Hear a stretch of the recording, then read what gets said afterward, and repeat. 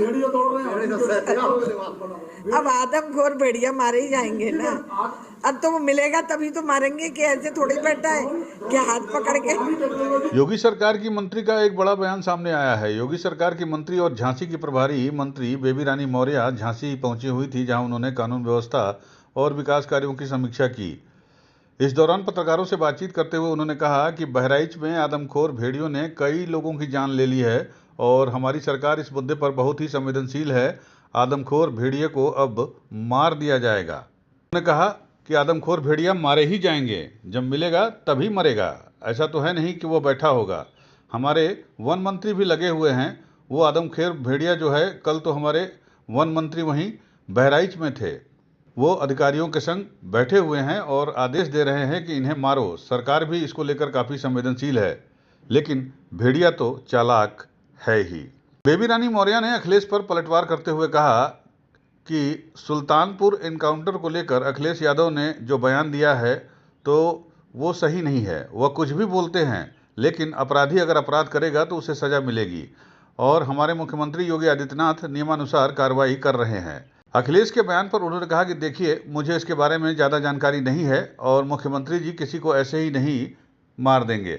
आप ही बता रहे हैं कि वह 1 लाख का इनामी था और अखिलेश यादव के बयान का मैं कोई मायने नहीं निकाल रही और न ही मुझे मतलब है।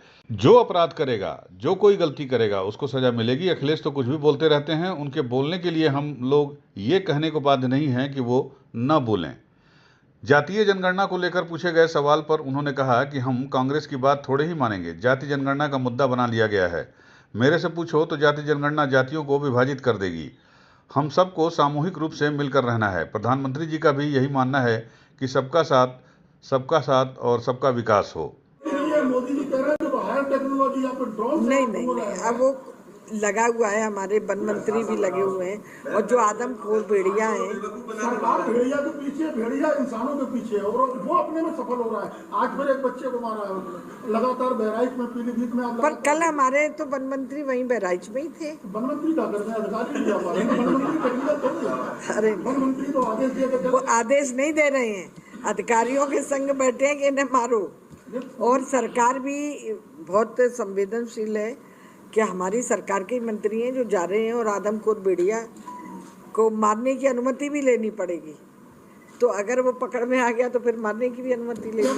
तो ये सारा कार्य चल रहा है। वो तो नियम अनुसार कार्रवाई की गई होगी। और देखिए, मुझे उसकी बहुत ज़्यादा जानकारी नहीं है, लेकिन माननीय मुख्यमंत्री जी ऐसे ही किसी को थोड़े मारेंगे। वो आप ही बता रहे हो 1 लाख का इनामी था, उसने रॉबरी की, उसने डकैतियाँ डाली, क्या क्या किया। इनका मैं कोई मायने नहीं निकाल रही, ना मैं इस पर कुछ कहना चाहती हूँ। लेकिन जो अपराध करेगा, जो कोई गलती करेगा, उसे सजा तो मिलेगी। उन्होंने एक बात और कही है कि मुख्य आरोपी को बचा लिया गया और जाति देके दूसरे को मार दिया गया। नहीं, अब अखिलेश जी तो कुछ भी बोलते रहते हैं। उनके बोलने के लिए हम लोग ये कहने को बाध्य नहीं है कि वो नहीं बोलें। जाति जनगणना का एक मुद्दा बना लिया है। वैसे जाति जनगणना मेरे से पूछो तो हम और जातियों को विभक्त कर देंगे।